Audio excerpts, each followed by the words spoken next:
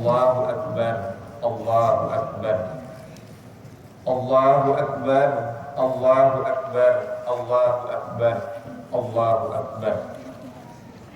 Allahu Akbar kabira walhamdulillahi katsira wa subhanallahi bukratan wa asila. La ilaha illallah wa la na'budu illa iyyahu mukhlishina lahu-d-din wa la karihal kafirun. La ilaha illallah wahdah sadaqa wa'dah wa nasara 'abdah wa hazzamal ahzaba wahdah. La ilaha illallah wallahu akbar, Allahu akbar walillahil hamd. Alhamdulillah nahmaduhu wa nasta'inuhu wa nastaghfiruh wa natubu ilaihi wa na'udzu billahi min shururi anfusina was sayyiati a'malina. May yahdihillahu fala mudilla lahu wa ma yudlil fala hadiya lahu. Asyhadu an la ilaha illallah wahdahu la syarika lahu wa asyhadu anna Muhammadan abduhu wa rasuluh. Wassalatu wassalamu ala nabiyyina Muhammadin wa ala alihi wa ashabihi wa man tabi'ahu ila yaumiddin. Amma ba'du. Fa ya ibadallah, usikum wa nafsi bi taqwallah wa ta'atih la'allakum tuflihun. Qala Allah ta'ala fi kitabihil azim. A'udzu billahi minasyaitonir rajim. Bismillahirrahmanirrahim. Ya ayyuhalladzina amanu taqullaha haqqa tuqatih wa la tamutunna illa wa antum muslimun. Allahu akbar, Allahu akbar, Allahu akbar walillahil hamd. Hadirin jamaah Idul Adha yang dimuliakan Allah Subhanahu wa taala. Puji dan syukur marilah kita panjatkan kepada Allah Subhanahu wa taala. Salawat dan salam semoga dilimpahkan kepada Nabi besar Muhammad sallallahu alaihi wasallam, kepada keluarga, sahabat dan umatnya hingga akhir zaman. Allahu akbar, Allahu akbar, Allahu akbar walillahil hamd. Di pagi hari yang penuh barokah ini kita berkumpul untuk melaksanakan sholat Idul Adha. Baru saja kita laksanakan ruku dan sujud sebagai manifestasi perasaan takwa kita kepada Allah Subhanahu wa taala. Kita agungkan namanya, kita gumakan takbir dan tahmid sebagai pernyataan dan pengakuan atas keagungan Allah. Takbir yang kita ucapkan bukanlah sekedar gerak bibir tanpa arti, tetapi merupakan pengakuan dalam hati, menyentuh dan menggetarkan relung-relung jiwa manusia yang beriman. Allah Maha Besar, Allah Maha Agung, tiada yang patut disembah kecuali Allah. Karena itu, melalui mimbar ini saya mengajak kepada diri saya sendiri dan juga kepada hadirin sekalian, marilah tundukkan kepala dan jiwa kita di hadapan Allah yang Maha Besar. Campakkan jauh-jauh sifat kecongkakan, keangkuhan yang dapat menjatuhkan diri dari rahmat Allah Subhanahu wa ta'ala, menjauhkan dari rahmat Allah Subhanahu wa ta'ala. Sebab apapun kebesaran yang kita sandang, kita kecil di hadapan Allah. Betapapun perkasanya kita, masih lemah di hadapan Allah yang Maha Kuat. Betapapun hebatnya kekuasaan dan pengaruh kita, kita tidak berdaya dalam genggaman Allah yang Maha Kuasa atas segala-galanya. Allahu akbar, Allahu akbar, Allahu akbar walillahil hamd. Idul Adha dikenal dengan sebutan hari raya haji, di mana kaum muslimin sedang menunaikan haji yang utama, yaitu wukuf di Arafah. Mereka semua memakai pakaian serba putih dan tidak berjahit yang disebut pakaian ihram, melambangkan persamaan akidah dan pandangan hidup. Mempunyai tantangan nilai, yaitu nilai persamaan dalam segala bidang kehidupan.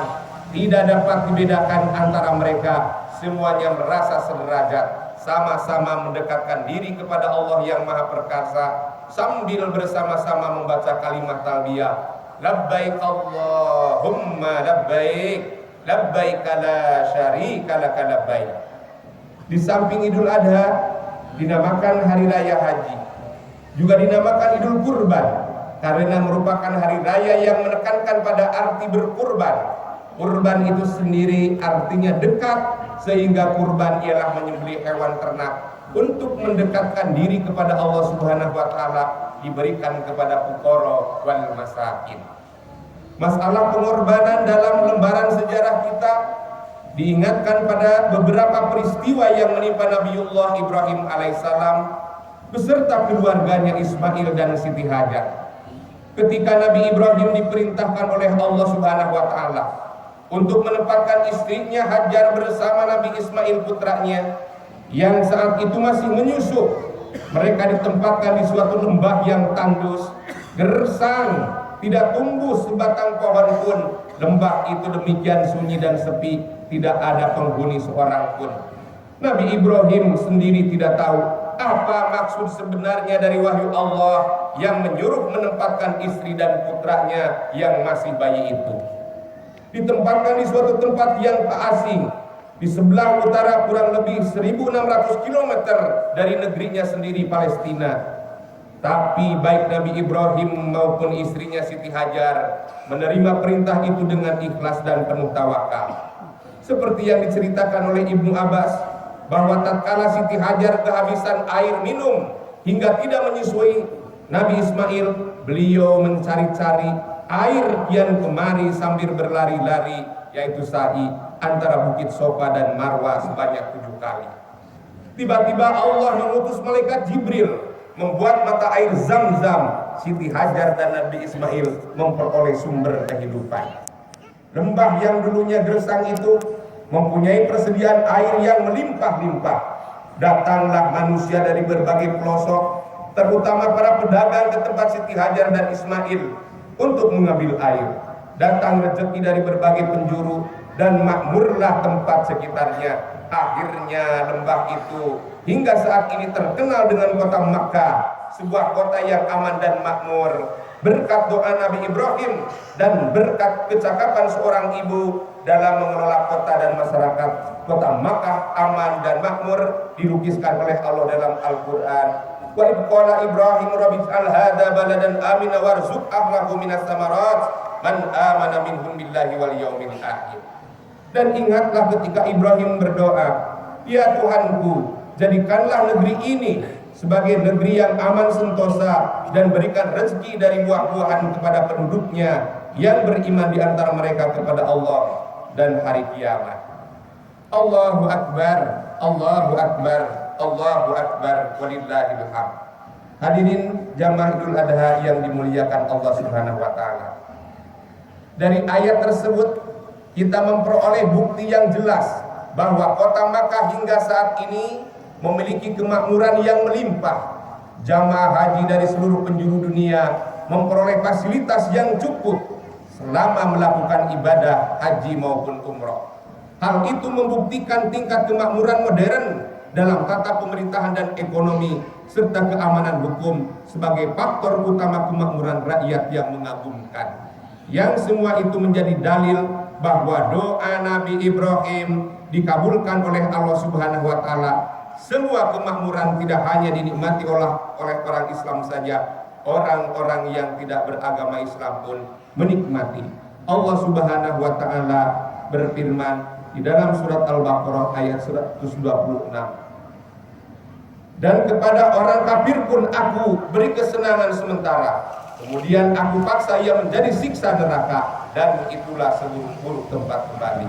Allahu Akbar, Allahu Akbar, Allahu Akbar, walillahil hamd. Hadirin jamaah Idul Adha yang dimuliakan Allah Subhanahu wa taala. Idul Adha yang kita peringati saat ini dinamai juga Idul Nahr, artinya hari cara memotong kurban binatang ternak. Sejarahnya adalah bermula dari ujian paling berat yang menimpa Nabiullah Ibrahim, disebabkan kesabaran dan ketabahan Ibrahim dalam menghadapi berbagai ujian dan cobaan. Allah memberinya sebuah anugerah, sebuah kehormatan Khalilullah, kekasih Allah. Setelah titel Al-Khalil disandangnya, malaikat bertanya kepada Allah, ya Tuhanku, mengapa engkau menjadikan Ibrahim sebagai kekasihmu, padahal ia disibukkan oleh urusan kekayaan dan keluarganya? Allah berfirman, Jangan menilai hambaku Ibrahim ini dengan ukuran lahiriah. Tengoklah isi hatinya dan amal baktinya. Kemudian Allah Subhanahu wa taala mengizinkan para malaikat menguji keimanan serta ketakwaan Nabi Ibrahim. Ternyata kekayaan dan keluarganya dan tidak membuatnya lalai dalam taatnya kepada Allah Subhanahu wa taala. Dalam kitab Miftahul Anwar disebutkan bahwa konon Nabi Ibrahim memiliki kekayaan 1000 ekor domba, 300 lembu, dan 100 ekor unta. Riwayat lain mengatakan kekayaan Nabi Ibrahim mencapai 20.000 ekor ternak, suatu jumlah yang menurut orang di zamannya adalah tergolong miliuner. Ketika pada suatu hari Ibrahim ditanya oleh seorang milik, siapa ternak banyak ini? Maka dijawabnya, kepunyaan Allah. Tapi kini masih milikku. Sewaktu-waktu bila Allah menghendaki, aku akan serahkan semuanya. Jangankan cuma ternak, bila Allah meminta anak kesayanganku, niscaya akan aku serahkan juga. Ibnu Katsir dalam tafsir Al-Qur'anul Adzim mengemukakan bahwa pernyataan Nabi Ibrahim itulah yang kemudian dijadikan bahan ujian, yaitu Allah menguji iman dan takwa Nabi Ibrahim melalui mimpinya yang benar, agar ia mengorbankan putranya yang kala itu masih berusia 7 tahun. Anak yang elok rupawan, sehat lagi cekatan ini, supaya dikorbankan dan disembelih dengan menggunakan tangannya sendiri. Sungguh sangat mengerikan. Peristiwa itu dinyatakan dalam Al-Quran surat As-Saffat ayat 102. Ibrahim berkata, hai anakku, sesungguhnya aku melihat dalam mimpi bahwa aku menyembelihmu. Maka pikirkanlah apa pendapatmu. Ismail menjawab, wahai bapakku, kerjakanlah apa yang diperintahkan kepadamu. Insya Allah engkau akan mendapatiku termasuk orang-orang yang sabar. Ketika keduanya siap untuk melaksanakan perintah Allah, iblis datang menggoda sang ayah, sang ibu, dan sang anak silih berganti. Akan tetapi Nabi Ibrahim, Siti Hajar, dan Nabi Ismail tidak tergoyah oleh bujuk rayuan iblis yang menggoda agar membatalkan niatnya. Bahkan Siti Hajar pun mengatakan, jika memang benar perintah Allah, aku pun siap untuk disembelih sebagai gantinya Ismail. Mereka melempar iblis dengan batu, mengusirnya pergi, dan iblis pun lari tunggang langgang. Dan demikian menjadi salah satu rangkaian ibadah haji, yakni melempar jumrah ula, wusto, aqobah, dan apa dilaksanakan di Mina. Hadirin jamaah Idul Adha yang dimuliakan Allah Subhanahu wa taala. Setelah sampai di suatu tempat, dalam keadaan tenang, Ismail berkata kepada ayahnya, ayah, kuharap kaki dan tanganku diikat supaya aku tidak dapat bergerak leluasa sehingga menyusahkan ayah. Hadapkan mukaku ke tanah supaya tidak melihatnya, sebab kalau ayah melihat nanti akan merasa kasihan. Lepaskan bajuku agar tidak terkena darah yang nantinya menimbulkan kenangan yang menyedihkan. Asahlah tajam-tajam pisau ayah agar penyembelihan berjalan singkat, sebab sakaratul maut dahsyat sekali. Berikan bajuku kepada ibu untuk kenang-kenangan, serta sampaikan salamku kepadanya supaya dia tetap sabar. Saya dilindungi Allah Subhanahu wa taala. Jangan ceritakan bagaimana ayah mengikat tanganku. Jangan izinkan anak-anak sebayaku datang ke rumah, agar kesedihan ibu tidak terulang kembali. Dan apabila ayah melihat anak-anak sebayaku, janganlah terlampau jauh untuk diperhatikan, nanti ayah akan bersedih. Nabi Ibrahim menjawab, baiklah anakku, Allah Subhanahu wa taala akan menolongmu. Setelah Ismail putra tercinta ditelentangkan di atas sebuah batu dan pisau pun diletakkan di atas lehernya, Ibrahim pun menyembelih dengan menekan pisau itu kuat-kuat. Namun tidak mempan, bahkan tergores pun tidak. Pada saat itu Allah Subhanahu wa taala membuka dinding yang menghalangi pandangan malaikat di langit dan di bumi. Mereka tunduk dan sujud kepada Allah Subhanahu wa taala, takjub menyaksikan keduanya. Lihatlah hambaku ini, rela dan senang hati menyembelih anaknya sendiri dengan pisau karena semata-mata untuk memperoleh kerelaanku. Sementara itu Ismail pun berkata, ayah, bukalah ikatan kaki dan tanganku agar Allah Subhanahu wa taala tidak melihatku dalam keadaan terpaksa, dan letakkan pisau itu di leherku supaya malaikat menyaksikan putra Khalilullah Ibrahim taat dan patuh kepada perintahnya. Ibrahim mengabulkannya, lantas membuka ikatan dan menekankan pisau itu ke lehernya kuat-kuat. Namun lehernya tidak apa-apa, bahkan bila ditekan pisau itu berbalik, yang tajam berada di bagian atas. Ibrahim mencoba memotongkan pisau itu ke sebuah batu. Ternyata batu yang keras itu terbelah. Hei pisau, engkau sanggup membelah batu, tapi kenapa tidak sanggup memotong leher? Kata Ibrahim. Dengan izin Allah Subhanahu wa taala, pisau itu menjawab, Anda katakan potonglah, tapi Allah mengatakan jangan potong. Mana mungkin aku memenuhi perintahmu wahai Ibrahim, jika akibatnya akan durhaka kepada Allah Subhanahu wa taala. Dalam pada itu Allah memerintahkan Jibril untuk mengambil seekor kibas dari surga sebagai gantinya, dan Allah Subhanahu wa taala berseru dengan firman-Nya, menyuruh menghentikan perkataannya, tidak usah diteruskan pengorbanan terhadap anaknya. Allah telah meridhoi ayah dan anak memasrahkan tawakal mereka. Sebagai imbalan keikhlasan mereka, Allah mencukupkan dengan penyembelihan seekor kambing sebagai korban, sebagaimana diterangkan dalam Al-Quran surat As-Saffat ayat 107 sampai 110. Wa qadainahu bidibhin adim, dan kami tebus anak itu dengan seekor sembelihan yang besar. Wa tarakna alaihi fil akhirin, kami abadikan untuk Ibrahim pujian yang baik di kalangan orang-orang yang datang kemudian. Salamun ala Ibrahim, yaitu kesejahteraan semoga dilimpahkan kepada Nabi Ibrahim. Kadzalika nazil muhsinin, demikianlah kami memberi balasan kepada orang-orang yang berbuat baik. Menyaksikan tragedi penyembelihan yang tidak ada tandingnya dalam sejarah umat manusia itu, malaikat Jibril menyaksikan ketaatan keduanya setelah kembali dari surga dengan membawa seekor kibas. Kagumlah ia serta terlontar darinya suatu ungkapan, Allahu Akbar, Allahu Akbar, Allahu Akbar.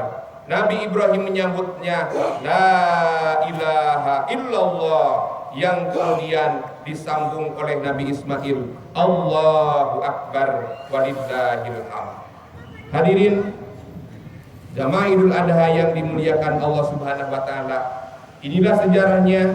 Pertama, kurban di hari raya kurban yang kita peringati pada hari ini adalah Allah Maha Pengasih dan Penyayang. Korban yang diperintahkan tidak usah anak kita, cukup binatang ternak, baik kambing, sapi, kerbau maupun lainnya. Sebab Allah tahu kita tidak akan mampu menjalaninya. Jangankan memotong anak kita, memotong sebagian harta kita untuk menyembelih hewan kurban, kita masih terlalu banyak berpikir. Memotong 2,5% harta kita untuk zakat, kita masih belum menunaikannya. Memotong sedikit waktu kita untuk sholat 5 waktu, kita masih berkeberatan. Menunda sebentar waktu makan kita untuk berpuasa, kita tak mampu melaksanakannya, dan sebagainya. Begitu banyak dosa dan pelanggaran yang kita kerjakan yang membuat kita jauh dari rahmat Allah Subhanahu wa taala. Na'udzubillah min dzalik. Hadirin sidang Idul Adha yang berbahagia, hikmah dari ibadah kurban yang pertama adalah dalam hidup dan kehidupan agar senantiasa kita selalu berdoa kepada Allah Subhanahu wa taala sebagaimana dicontohkan oleh Nabi Ibrahim alaihi salam, wa qala Ibrahim rabbij'al hadza baladan aminan wajibni wa bani an na'budal asnam. Dan ingatlah ketika Ibrahim berkata, ya Tuhanku, jadikanlah negeri ini Makkah, negeri yang aman, dan jauhkanlah aku beserta anak cucuku dari penyembahan berhala-berhala. Ud'ullaha wa antum muqinun bil ijabah. Begitulah Rasulullah SAW bersabda, berdoalah kalian dan kalian harus yakin doa kalian diijabah. Bukan hanya berdoa untuk diri sendiri, tapi berdoa untuk negara, bangsa Indonesia khususnya. Hadirin yang berbahagia, yang kedua, hikmah dari ibadah kurban adalah menjadi fitrah manusia tetap suci. Karena Allah berfirman, fa'alhamaha fujuruha wa taqwaha. Maka Allah mengilhamkan kepada jiwa itu jalan kefasikan dan ketakwaannya. Seseorang tidak akan pernah sampai kepada ketakwaan dan tidak akan memperoleh keimanan yang sejati bila kecintaannya kepada dunia mengalahkan kecintaan kepada Allah dan Rasulnya. Yang ketiga adalah memotivasi diri untuk memiliki harta dengan bekerja keras. Nabi Muhammad SAW mengecam umatnya yang telah mampu berkurban tetapi enggan untuk menunaikannya. Dan yang terakhir, hikmah dari ibadah kurban adalah berjiwa sosial untuk berbagi dengan sesama.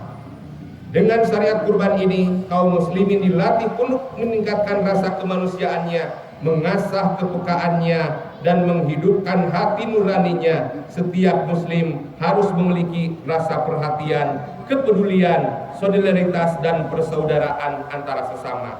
Tepatlah apabila perayaan Idul Adha digunakan menggugah hati kita untuk berkorban bagi negeri kita tercinta yang tidak pernah luput dirundung kesusahan. Sebab pengorbanan Nabi Ibrahim alaihissalam yang paling besar dalam sejarah umat Islam membuat Ibrahim menjadi seorang nabi dan rasul yang besar, mempunyai arti besar pula. Mudah-mudahan apa yang saya sampaikan bermanfaat. Akhirnya mari kita berdoa kepada Allah Subhanahu wa taala. Allahumma shalli wa sallim ala sayyidina wa habibina wa syafiina wa karimina wa maulana Muhammad.